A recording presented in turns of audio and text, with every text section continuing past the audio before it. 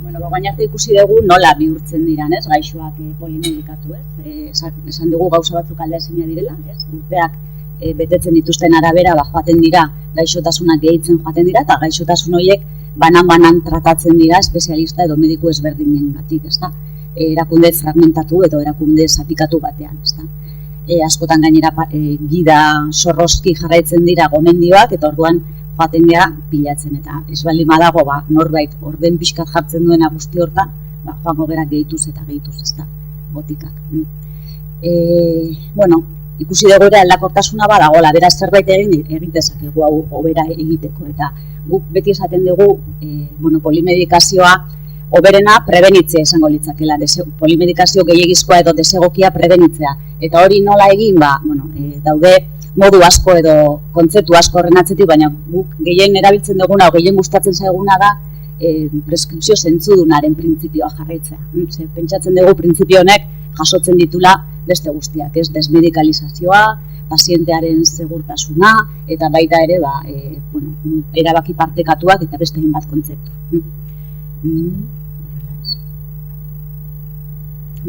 Orduan, zer da preskripzio zentzuduna?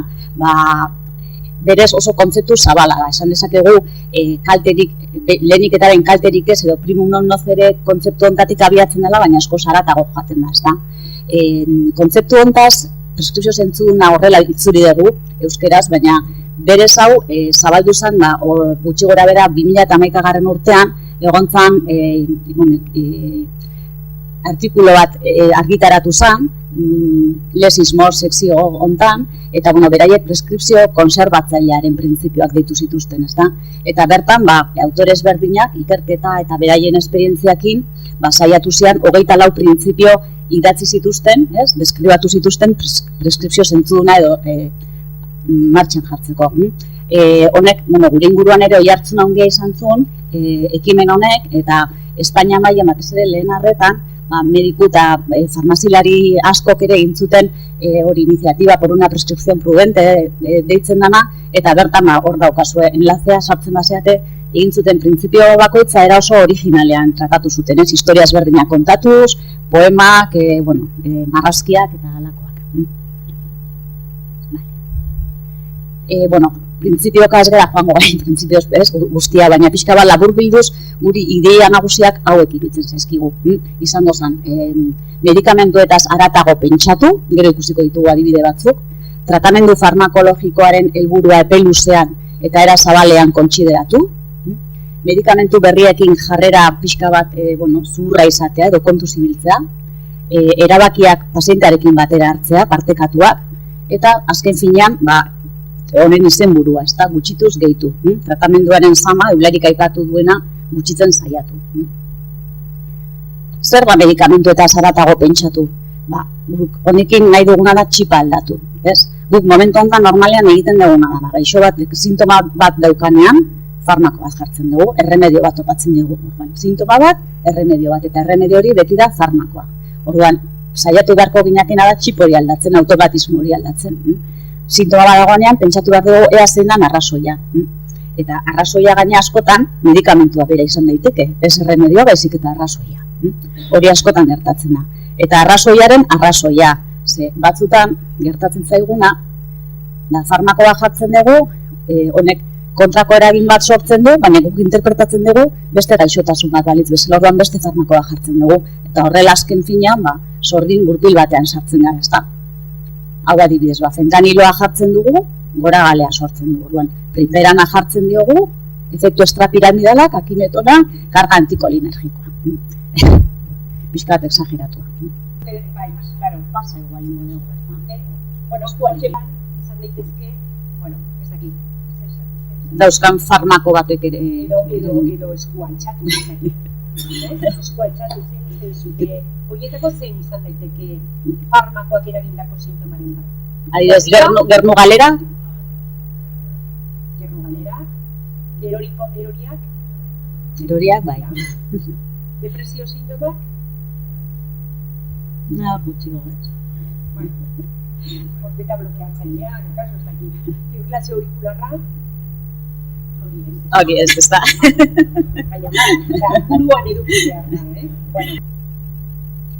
Vale. Bueno, berez, Joseparen bi sintoma gutxienez, nabarmen daude, tratamenduak eraginda edo areagotuta izan daitezkeenak. Vale. Gero, medikamentuetaz haratago pentsatzeak esan nahi du baita arrazoietan pentsatzea, baina baita ere tratamendu ez farmakologikotan pentsatzea, ez bakarrik farmakologikotan, baizik eta tratamendu ez farmakologiko eraginkorretan, ez? Bakarrik edo medikamentuarekin batera. Adibidez, Joseparen kasuan artrosia eta mina daukana, hainbat eta hainbat dira tratamendu egokiak eta eraginkorrak direnak artrosiarentzat, ez da, ariketa fisikoa, pisua galtzea, eta bar, ez? Manipulazioa, beroa, hotza, vale. Orduan orain berriz joango gara gure kajutera, eta hausnartuko dugu, ea Joseparen kasuan, dauzkan sintoma hauetatik, zein uste duzue, tratatu daitekela tratamendu ez farmakologikoaren bitartez. Artrosia ez dugu jarri, ze hori aipatu dugu. Oraingoan 30 segundu bakarrikan eman dizkizu dut, horrela.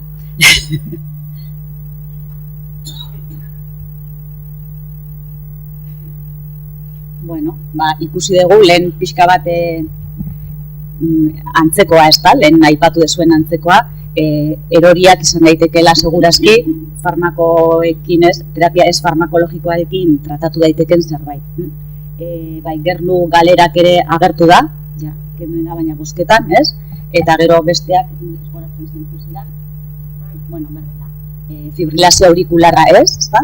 Eta depresio sintomak ere hori gutxik bozkatu dezue.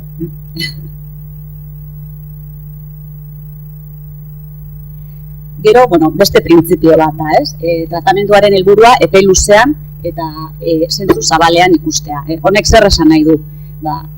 Askotan, tratamendu bat jartzen dugu eta ez diogu erreparatzen benetan ze efektu nahi dugu lortu o zer lortzen ari garen, ez da? Adibidez, estatina bat jartzen dugu, eta gutxi gora bera badakigu, estatina batek 125 gutxituko duela gertakari kardiobaskular bat izateko arriskua, ez da? Eta horrekin geratzen gara, baina ez gara haratago joaten, ez da? Orduan, zer esan nahi du horrek? Adibidez, 10% arrisku kardiobaskularra daukan gaixo baten. Horrek zer esan nahi du? Baldin badaukagu 100 gaixo 10% arriskuarekin, horrek esan nahi du, 10 urteren ostean, 100 horietatik 10 pertsona gertakari kardiobaskular bat izango luketela, eta 90 ez, tratamendu ezean. Estatina bat jartzen badiogu, 125ko eraginkortasunarekin, horrek esan nahi du, 90 ez dutela izango gertakari kardiobaskularrik, 8 tratamendua jarriaren izango dute, eta beraz, 2 ekidingo ditugu. Arrisku kardiobaskularra 110 izan ordez, 20 baldin bada, gehiago ekidingo ditugu.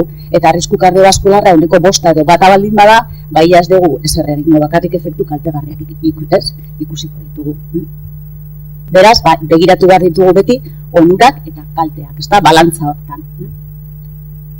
Eta baita ere, begiratu behar dugu efektuak noiz gertatzen da, hori ere garrantzitsua da, ez? IBET ikerlanean adibidez antihipertentsiboen eraginkortasuna aztertu zen 80 urtetik gorakotan, eta ikusi zen eraginkorrak direla, erikortasuna eta baita hilkortasuna jaisteko, baina ikusten zen efektua 2 edo 3 urtetik aurrera nabarmentzen zala. Beraz, paziente bat baldin badaukagu, bizi itxaropen mugatua daukana, behar bada ez du zentzu handirik hori jartzeak, ez da. Eta gero, beste printzipio hauetako bada, berriena ez dala beti hoberena, edo behintzat ez da beti, ez? Batzutan kontu zibili behar dela, ez? Medikamentu berriekin. Australian preskriberrek egin zuten ikerketa bat, eta ikusi zuten, farmakoen gutxi gora dela. Lehenko 7 urtetan, gertatzen zirela, fitxa tekniko aldaketak edo oharrak generatzen zituzten arazoen erdia gutxi gora bera. Eta gero, merkatutik erretiratu behar izaten ziren farmako gehienak, 84 edo, horrela, baita lehen 7 urtetan gertatzen zirela. Eta horregatik, farmako askok berrira hori merkatura ateratzen diranean, hori eramateute triangulu beltz hau. Seinale, pixka bat kontu zibili behar diran, seinalea. Bueno, gero, beste bi dominio nolabait ere zeuden bukatzeko, bat esaten genuen gutxituz gehitu. Joseparen antzeko gaixo konplejuak oso maiz eta oso ohikoa da hainbat eta espezialista anitzek hartatuak izatea. Hau da, familia medikua, erizaina, kardiologoa, endokrinoa, traumatologoa, batzutan reumatologoa, fisioterapeuta, guzti horiek azkenian hainbat esku hartze egiten dituzte, eta hainbat aholku, eta hainbat interbentzio, eta azkenian interbentzio guzti horiek, naiz eta gaixotasuna, banakako gaixotasunentzat egokiak izan da ere, modu orokorrean ikusten baldin baditugu askotan zama izugarria edo gainditu ezina da gaixoarentzat, ezta? Eta planteatzen da askotan ez degula arreta gehiegi jartzen hontan, ezta? Alde batetik gaixoak dakar gaixotasunaren zama eta gurekin eta sistemarekin kontaktua izan ondoren doa beste zama handi batekin, eta dela tratamenduaren zama. Hau dana pixka bat hausnartu izan duna izan da Montori da klinika maioko endokrinoa bera, baina naiz eta endokrinoa izan oso hausnarketa nolabait ere orokorrak egin ditu, eta berari dagokio minimal disruptive medicine kontzeptu hau, erderaz itzuli izan dena medicina minimamente impertinente, batzuk ere diote medicina sobria, medikuntza konserbatzailea. Azkenian honek esan nahi duna da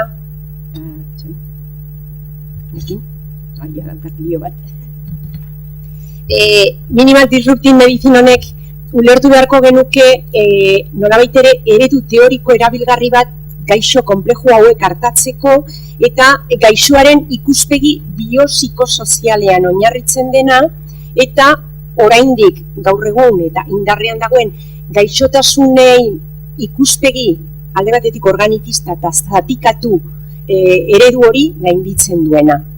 Hau azkenian, kontzeptu hori nik uste dut oso lotuta dagoela lehen arretan enfoke biopsikosozialarekin edo ustez landu beharko litzaken enfoke horrekin edo baita gaixoan zentratutako metodoarekin, nik uste dut bat datozela.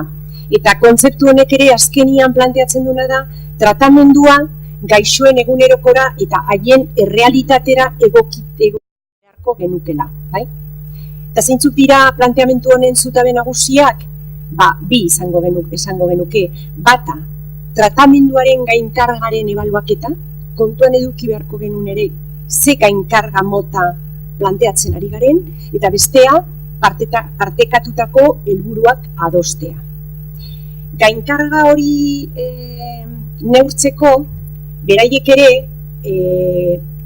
zabaldu izan dituzte eta publikatu izan dituzte tresna batzuk, baina ez daude balidatuta eta gainea estatu batuetako sistema pribatu batean aplikatzekoak dira, baina pentsa dezagun pixka bat eta ariketa teoriko bat bezala, pentsa dezagun adibidez Joseparen kasuaren edozein paziente, Joseparen antzeko bat. Eta egin dezagun nolako ariketa teoriko bat, ezta? Hainbat espezialista hartatzen ditu eta juten da gaur ona, bestera, gero analiziak egitera, gero besteak bidaltzen dio zer, gero honek ezakizte aholku mota ematen dion, eta azkenian pentsa dezagun urtean zehar zenbat gauza esan dizkiogun. Alde batetik, 14 edo 17 farmako hartu beharra, bakoitzak bere ezaugarriarekin, janariekin bai, janariekin ez, orain zutik, orain etzanda, orain hankazkora, hankazbera, orain ezakin nola, gero aparte orain egintzazu bizi estilo aldaketa hau, orain egintzazu dieta hau, eta orain egintzazu luzapenak, eta gero egintzazkizu ezakitzer, eta gaina juntzaitez fisioterapeuaren gana, eta gero egintzazu sintronaren kontrola, baina gero urrengoan etorri zaitez analiziaren bila, baina gero endokrinoak ere esan dizu ezakitzer egiteko, eta gero juntzaitez, eta zu bakarrik jun ezin duzunez esaiozu zure alabari ere juteko, en fin, azkenian da pixka bat, pentsa dezagun pixka bat, ez da, honek proposatzen duna da, konturatu algea noizbait, ez, guk gomendiak bidaltzen ditugu eta benetan gaixo hori hau dana egiteko gai alda, hori da Montorik planteatzen duen pixka bat galdera, ez da, eta hori da guk ere luzatu nahi dizueguna, ez da. Hori, tratamenduaren gainkargaren inguruan, eta helburu partekatuak adostean, da beste zutabe bat, eta hori ere nik uste du lehen arretan ere, hori pazienteengan edo pazienteengan zentratutako metodoa, bat dator, ezta? Partekatu ditzagun alde batetik helburuak eta gero erabakiak ere adostu ditzagun, ezta? Eta helburu partekatuak adosteko eta erabaki adostuak ere hartzeko badira hainbat tresna ere, bueno, uste nuen ementzeko beste diapositibo bat, ez dago.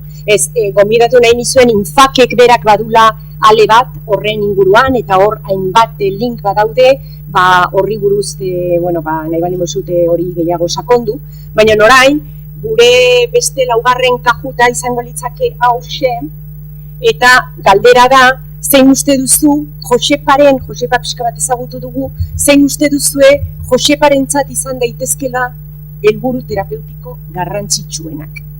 Joseparen buruan sartu, ez mediku edo profesional bezala, baizik Joseparen barruan.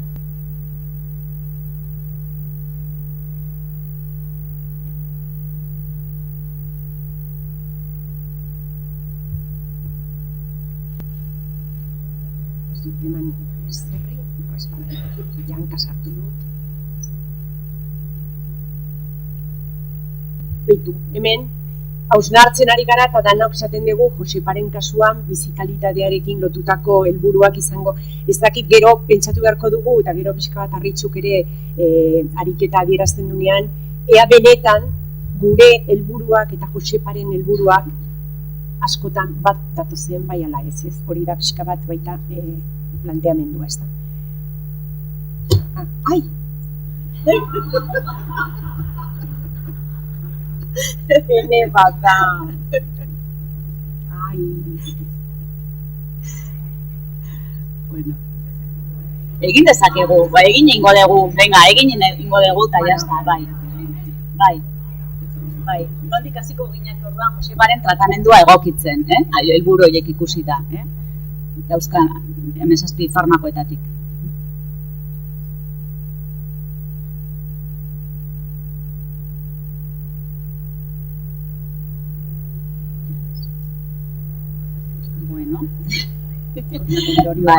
Bueno, nahiko banatuak daude, ezta? Emaitzak hau ez dago erantzun zuzenik, ikusten dezuen bezala, indikaziorik gabeko medikamentuak esan dezue 6 pertsonak, ezta? Ze indikaziorik ez bali madauka, ez? Kontrako eraginak besterik ez ditu izango. Beste 7 esan dezue kontrako ondorioak baldin baditu, ez? Ondorio larrien arriskoa baldin badago, igual da, ez? Kasurik nabarmenena.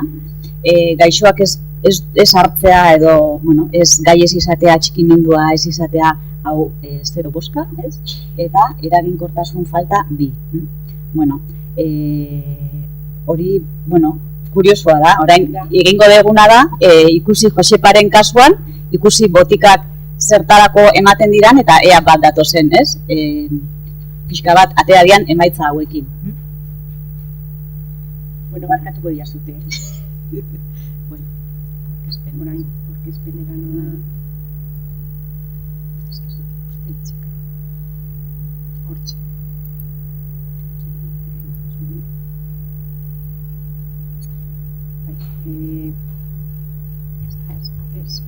Hau jarri nahi nuen nian ere, esan nahi dut, ikuspegi orokor bat ez balin badugu aplikatzen, ez gea gai izango elefantea hor dagoela ikusteko. Bustan ikusiko dugu, beste guzti ikusiko dugu, baina elefantea non dagoen ez dago ikusiko, ez da?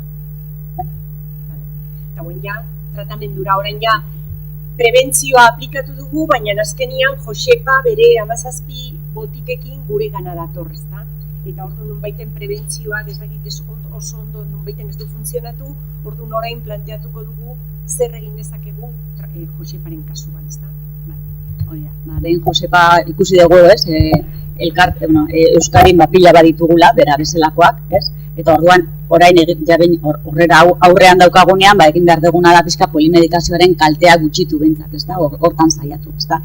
Zer egin behar dugu hortarako, alde batetikan, transizio asistentzial guztietan kontziliazioa egin, hau da, akatsa gertaz daitezen eta arriskuak ebitatzeko modu bezala, eta gero beti rebisatu egin behar dugu, berrikusi eta medikazioa behin eta berriz berrikusi, zertarako ziurtatzeko benetan beharrezkoa dena hartzen dula, eta benetan kaltegarria dena edo hutsala dena edo behar ez duna kentzeko.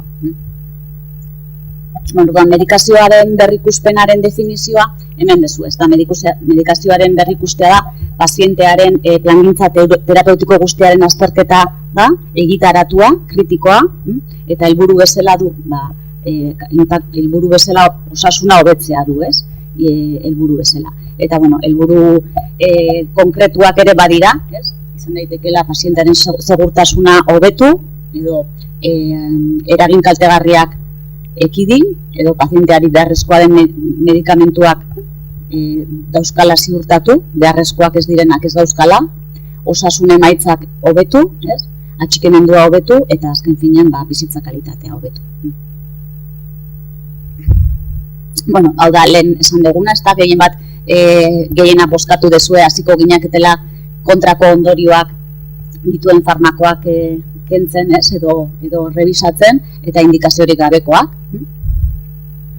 Eta orain, berrikuspen mota ezberdina daude, eta, ordubeteko tailerrean ez daukagu ere asko ezin dugu sakondu, baina, idea bezala, esango genuke, 3 motatako berrikuspenak egin ditzakegula, ez? Bata da, atxikimendua eta kontziliazioarena, ez?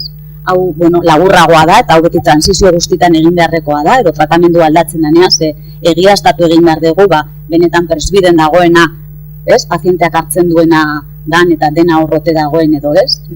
Eta hor gera gaitezke, edo jarraitu dezakegu haratago, ez? Gehiago berrikusten, medikazio hori berrikusten. Berrikuspena egin dezakegu zatika edo osotasunean. Hemen, Josiparen kasuan osotasunean egingo dugu, baina hau zatika ere egiten da, ez? Eta hortarako gainera tresna pila badaude, eta segurazki asko ezagutuko dituzu, ez? Adibidez, stop-start irizpideak, ez? Begiratzen diranean badira irizpide konkretu batzuk, ez? Esplizituak, eta adineko pertsonetan erabili daitezkeena gida bezala, medikazio hori hobetzeko, ezta? Stop-frail irizpideak adibidez, bizi iraupen laburra duten pazienteetan erabiltzen dira, eta beste hainbat modutan, ez? Adibidez ikusi dezakegu ere, gaixo ahuletan, adibidez, eroriak ahulditzen dituzten farmakoak, edo eragin antikolergikoa dituztenak, ez? Hau egin daiteke 1000 modura. Eta gero bestea, Josiparekin egingo dugun ariketa da, guk deitzen duguna tratamenduaren berrikuspen osoa edo berrikuspen klinikoa. Eta hau da, hori egiten dituena preskripzio guztiak berrikusten dira, bere ikuspuntutik, tratamendu guztien indikazioak ikusia, onurak eta zentzu diran arriskuak, eta baita bere egoera pertsonala kontutan hartuta, ezta. Eta, ontarako ere tresna pila badaude, berbada ezagunena mai tresna da, balio estatua dago, baina oso luzea, benetan hau praktikan erabiltzeko, eta gero beste hainbat daude, laburragoak edo horrexagoak direnak erabiltzen, baina azken finean, haman komunean dute beti dimentsio edo atal garrantzitsuenak oso antzekoak dira, erramienta edo halako tresna ezberdin hauenak. Eta guk horra, pixka bat, hori, Josiparen kasuan erabiliko duguna, pixka bat plantilla hau da, ezta? Alde batetikan ikusiko ditugu zentzu diran helburu terapeutikoak, Josiparenak, eta alderatuko ditugu dauzkan farmakoen indikazioekin ea bat datozen. Gero, hausnarketa egingo dugu, dauzkan horietatik zentzu diran beharrezkoak eta zentzuk ez, eraginkorrak izaten ari diren dauzkanak edo ez, eukiarren funtzionatzen duten ala ez, gero, segurtasun arazoak dauden ala ez, begiratuko dugu, eta hortarako ikusiko ditugu gehien bat bikoiztasunak ote dauden, elkarrekintzak ote dauden, eta holakoak. Horren arabera, arrisku eta onuren tarteko egokitasuna aztertuko dugu, eta erabaki hartu, eta berakin plangintza bat egin, hori izango da pixka bat, ez? Pazientearen osasun helburuak, ez? Zentzu dira helburuak, bat datoz, hartzen dituen medikamentuen indikazioekin. Beharrezkoak diren edo ez. Askotan, beharrezkoak direna, bizi iraupena luzatzeko, erikortasuna komplikazioak saiesteko edo sintomak tratatzeko, horre egon behar dute, ez? Eta ezin zaizkigu eta konprobatu behar dugu benetan, ez? Ote dauzkan edo ez. Gero, beste askotan gertatzen zaiguna da tratamenduak indikazioa zeukala bere garaian, baina igual denbora pasatu da eta tratamendu hori hor jarraitzen du, inok ez dulako rebisatu eta inok ez dulako kentzen, eta hor juten gara gehitzen eta gehitzen, ez? Eta hori askotan gertatzen zaigu, adibidez osteoporosian tratamendu askorekin, baita depresio eta, hori farmako hauekin, hor geratzen dira betirako ere bai, vitaminak, antiagregazioa adibidez bikoitza igual urtebeterako izan beharko luke, baina gero inok ez du kentzen eta hor geratzen da, Gero beste batzutan ebidentzia aldatu egiten da ere bai, adibidez lehen, lehen mailako prebentzioan aspirina erabiltzen zen, eta orain ja hori ez da praktika, eta hor jarraitze dute, guk berriusatze ditugunean oraindik hor daude hainbat eta hainbat, Beste batzutan dosi altuegia erabiltzen dira, adibidez IBP-ak, hasieran dosi altua erabili behar da, baina gero igual, dosi txikiagoak egineratu behar da, baina ez hor geratzen dira, gero ahaztu iten zaigu, pazienteari ere ez diogu hasieratik hori garbi utzi eta hor geratzen dira, ezta. Vale. Eta gero, baita ere ekiaztatu behar dugu, ea osasun helburuak betetzen diran, edo ez. Ia sintoma kontrolpean dauden, medikazio horrekin, helburu biokimikoak betetzen diren, eta gaixotasunaren progresioa prebenitzen eraginkorra diran, edo ez. Eta hor darako, garrantzitsua da guretzat atxikimendua konprobatzea. Eta, bentsat, presbidekin hori, horrek erresten digu, gutxienez ikusten dugu botikatik zenbat erretiratzen duen, eta horrek pista handia ematen digu, eta nik animatzen zaituzet hori gehiago erabiltzera, herramienta. Eta gero, baita askotan gertatzen zaigu, gehitzen ditugula eraginkortasun urria aportatzen duten medikazioa paziente konkretu hortan. Igual beste baten funtzionatzen dute, baina orduan hor uzten ditugu, ez? Askotan, diabetesaren zifrak ez dira ondo kontrolatzen, orduan beste bat, antidiabetikoa gehitzen dugu, 6 hilabete pasatzen dira, berdin jarraitzen du, baina ez diogu kentzen, da beste bat jartzen, baizik eta igual 3. bat jartzen dugu, ez? Eta hori egiten dugu horrela, minarekin, eta, ez? Dena, kendu gutxi egiten da, ez? Beti, normalean jarri egiten da, ez? Gero, kontrolpean ez baldin badaude sintomak baita ere, askotan planteatu beharko genukea, tratamendu hori egokiena da, edo aldatu beharra dago, edo igual dosia txiki egia da, ez? Eta segurtasuna aztertzeko, hor daude, egoera ezberdinak gaixoak efektu kaltegarriak izatea, farmako batekin, eta bestea igual ez dira agertu oraindik, baina arrisku handiko farmakoak hartzen egotea, dauzkaten onurakin alderatuz. Eta gero, hori, farmako bikoiztuak, elkarrekintzak, eta guzti hori, ziurtatu beharra dago. Eta, gero, ja behin berrikusten hau egiten dugunean, ziurtatu behar dugu, benetan gaixoak ulertu ditula zertarako egiten den hau, bestela pentsatuko du, nik zergatik kentzen izkin niri hau aurratzen dabil, zertan nabiltza hemen, osakidetzan, hori oso garbi izan behar dugu, nola egiten diran gauzak eta zertako eta gaixoak konfidantza sentitu behar du, ezta.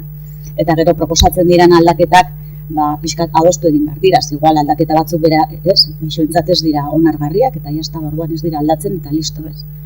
Eta gero jarraipena adostu egin behar da, bestela ezer gutxi lortuko dugu, ez. Hor, garrantzitsua da, ez denan kasgora ez diogu jarriko egun batetik bestera, ez, aldaketak normalean manamanan egin behar dira, baita ere esan da zaio, aldaketak ez direla itzule zeinak, hau da okerrera egiten baldin badu, berriz ere bueltatuko gehala, ez. Eta orain berriz, egingo dugu, Joseparen berrikusketa, bere tratamenduaren berrikusketa. Oso luzea da, eta saiatuko naiz pixka bat gainetik egiten, baina, hau kaputaren zat luzeegia zan eta ez gera usartu. Hemen dauzkagu, bere aurrekari klinikoa, eta gogoratu, etortzen zala jarraipen kontsulta batera zetorrela, erorikoekin, eta erorikoiek itxuraz, tentsio jeitsierarekin zerikusia zuten, eta baita ere, ahulezia dauka, eta, baita ere, diuretiko dosia hor zerbait, badirudi zerbait gertatzen dela, diuretiko dosiarekin. Orduan, azte maldin bagea, pizkat aipatu ditugun pauso hauek jarraituaz, lehen pausoa, esan deguna da, zentzu dira Joseparen helburuak, osasun helburuak, eta ea horiek bat datozen hartzen dituen botikekin. Eta hemen pena da, ez daukagu argazkia, bozkatuenena, baina, nik uste denak gehienak, bozkatu dezue gehienak horia, esan dezue, bizitza kalitatea hobetzeko, zirela gehien bat, hori izango zela pazientearen ikuspegitik segurazki garrantzitsuena. Ez dezue bozkatu bizi iraupena luzatu eta eta iktusa prebenitu, eta berdea gutxiago, ezta? Gehien bat hor. Vale. Eta orain, hau ere hor daukazue, papelaren beste aldean daukazue txuleta, jarraitzeko. Orain ikusiko dugu dauzkan botikak ea zertarako diran, eta ea bat datozen osasun helburuekin. Bueno, horrela, laburbiltzeko ez gara detailetan sartuko, ze igual gauzaskokin, desadostasunak egon daitezke, baina bueno, hau da pixka bat prozesuak gidatzeko ariketa teoriko bat bezala, ezta? Bueno, kardiobaskularretik adibidez ikusten dugu, dauzka karbedilola, guzti hauek, kardiobaskularrekoak dira. Orduan lehen 3 farmakoak karbedilola, perindopriloa eta espironolaktona bizi iraupena luzatzeko farmakoak dira. Espironolaktonaren kasuan injekzio frakzio txikia duten pazienteetan dago indikatua. Furosemida behar du, bihotzeko gutxiegitasuna tratatzeko, sintomak tratatzeko. Digoxina ez dakigu oso ondo zertarako daukan, behar bada igual jarriko zioten bihotzeko frekuentzia kontrolatzeko, fibrilazio aurikularra duelako, baina ez dakigu oso garbi zertarako. Amlodipinoa tentsioa jaisteko dauka, baina tentsioa oso bajua dauka, ikusi dugu eroriak eta dena izan ditula tentsio bajuagatik. Gliklasida glusemia kontrolatzeko, azenokumarola edo nosintron famatua iktusa prebenitzeko. Alendronatoa ezurra ustura prebenitzeko, eularik esan digulen, hori osteoporosia diagnostikatu zioten proba baten bitartez, eta horregatik jarri zioten, baina ez du bere esausturarik izan. D vitamina eta kaltzioa, horiek paketean dijoazte, baita, alendronatoarekin batera, eta gero minarentzat hartzen ditu kodeina gehi parasetamola, gehi oxikodona. Sertralina depresioarentzat da, eta gero bi benzodiazepina dauzka, loezinerako, eronsioderako. Eta gero laktulosa hartzen du idorreria prebenitzeko, opioidena, eta desomeprazola hartzen du azenokumarolaren urdaileko odoljarioa prebenitzeko. Orduan, bat datoz hauek, Joseparen helburuekin, uste dezue, badirudiez, hainbat desadostasuna dela, ezta? Kardiobaskularretik ikusita gainera arraroa da estatina ez aukitzea, oso arraroa da, berez indikatu egongo litzake gainera. Eta gero ez dugu inondik ikusten sintoma horiek, erorikoak edo inkontinentzia edo horren tratamendu lagundu dezaken ez behar bada kaltetu bai, baina lagundu baino gehiago, ezta. Honekin hobeto bai, bestela.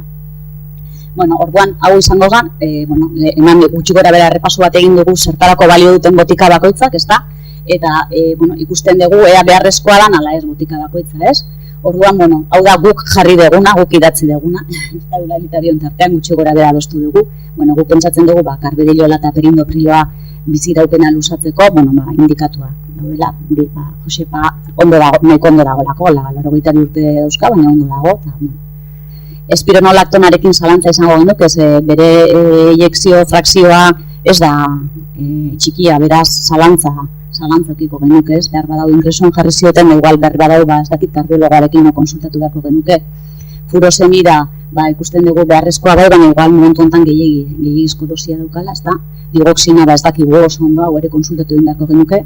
Amlodipinoa ja oso argi eta garbi ikusten dugu bakendu beharko genukela, baina ja, gliklasida eta azenokumarola gune ondo, ez diote arazo gehiagirik ematen, eta iktusa prebenitzeko eta diabetesa kontrolatzeko.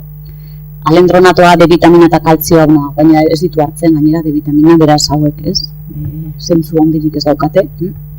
Eta gero, hauek minarentzako bai, baina ikusten dugu ez dagoela kontrolpean mina, Sertralina, bera ez dake jatzen, ez dirudi behar da, ez du behar, sentsazio hori ematen du, eta hau betzat egiaztatu egin beharko genuke, eta hemen bi benzodiazepina dauzka, hauek ez da oso ortodoxoa hau, behar bada planteatu beharko genuke. Eta gero, laktulosa eta desomeprazola utziko genituzke hor. Gero, beste galdera bat egin behar deguna da, ea eraginkorra izaten ari da, esaten genuen, eta ea hartzen du nola ala ez. Orduan, bueno, Joseparen presbidera joaten baldin bagera, ba, ikusten du bintzat, erretiratu botikatik eta horrela egite ditu, ez? Txintxoa da, gehienak erretiratzen ditu, kaltzioa eta vitamina ezdik, eta gero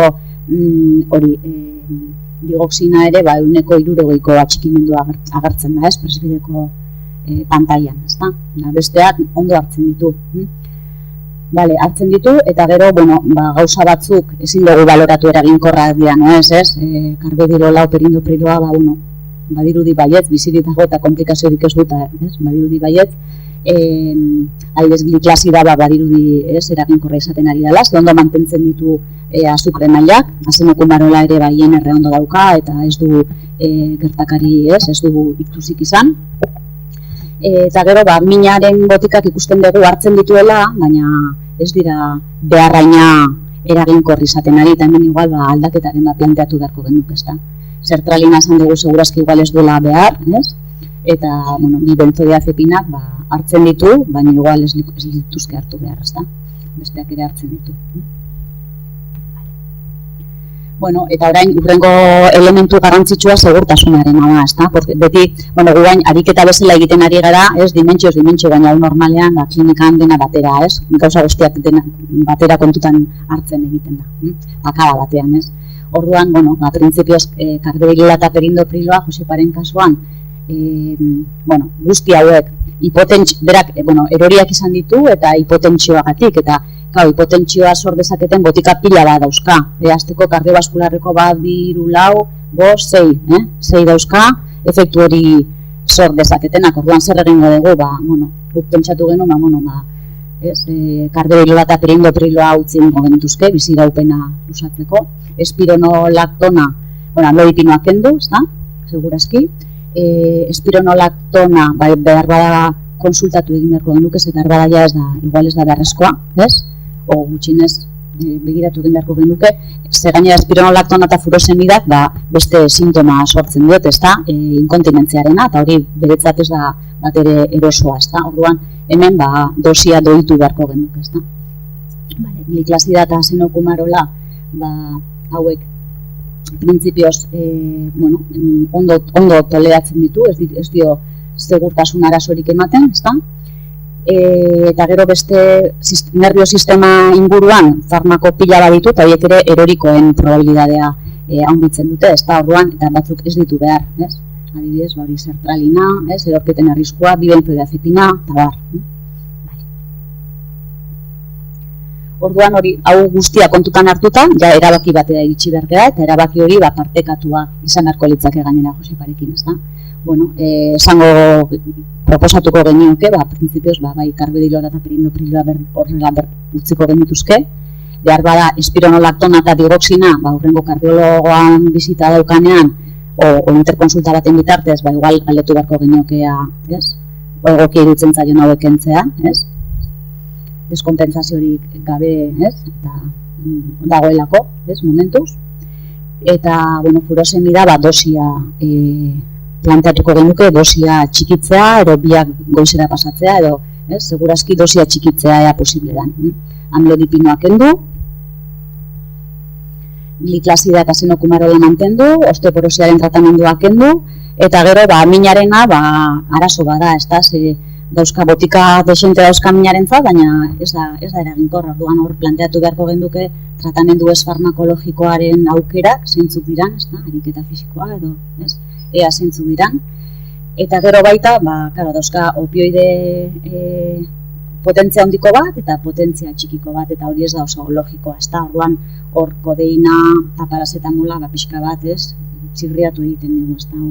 Behar badakendu egin beharko gendukero kodeina gutxinez, eta igual planteatu, ez dakit, haine topiko bat, edo metamisola, edo, ez, igual demanda bezala, edo mina duenean hartzeko, ez, zerbait. Bueno, oxikodona printzipioz, horretziko genduke, ez da. Sertralina, berakin adostuta saiatuko ginak jaseiru itzen zaion kentzea, eta kentzea erabakitzen baldin badegu, jarraipen egin behar da, benzodiazepinekin berdin, ez? Bietako bat kentzen saiatuko ginake da jarraipena egin beharko litzake. Eta, bueno, laktulosa horretzuko genduke, eta gero, bueno, desomeprazola, ez gineke momentuan horrekin sartuko, sintron hartzen duen bitartean, hortxe, behar hor geratuko litzake hori bai, segurazki dosia gutxinez, gutxitzea, dosi doblea dauka.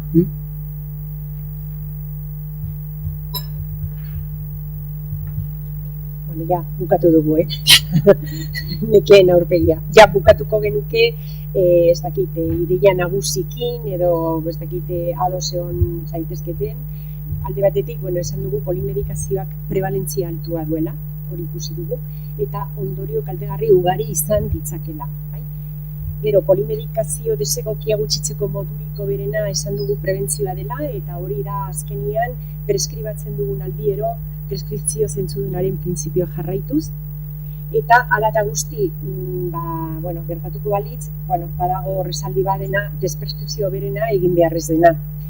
Zaila dena dela, zen azkenian gauzak bilatzen doaz, baina egin beharko balitz ere, ulertu behar da, ikusita zen bat gauzak kontuan eduki behar dira, despreskripzioa ez dela azkenian medikamentu desegokia kentzea badirudila, hartuta, eta kendu ez, badirudi dela gauze fribolo bat bezala, kentzen dugu, gehiago da, eta azkenian medikamentuen arteko kontraesanak eta sendagaiak hartzeko arazo praktikoak saihesteko prozesua dela esan dezakegu.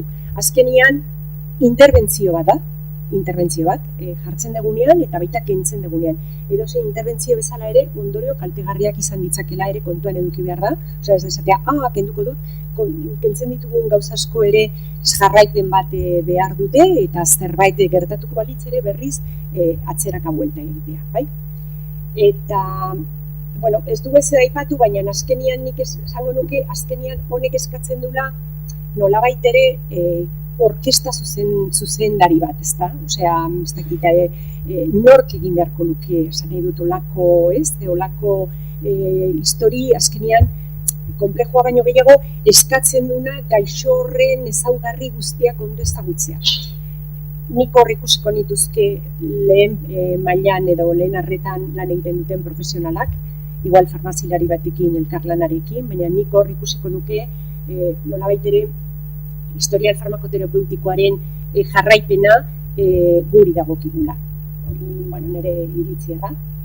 Eta baita ja bukatzeko eta preskripzio zentzudunaren printzipioen euristiko batzuk eta horre agertzen direnak, horiek dira, ez da?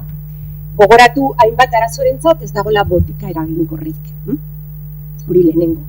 Ez daukagula remediorik ditugun kontsulta motibo guztientzako.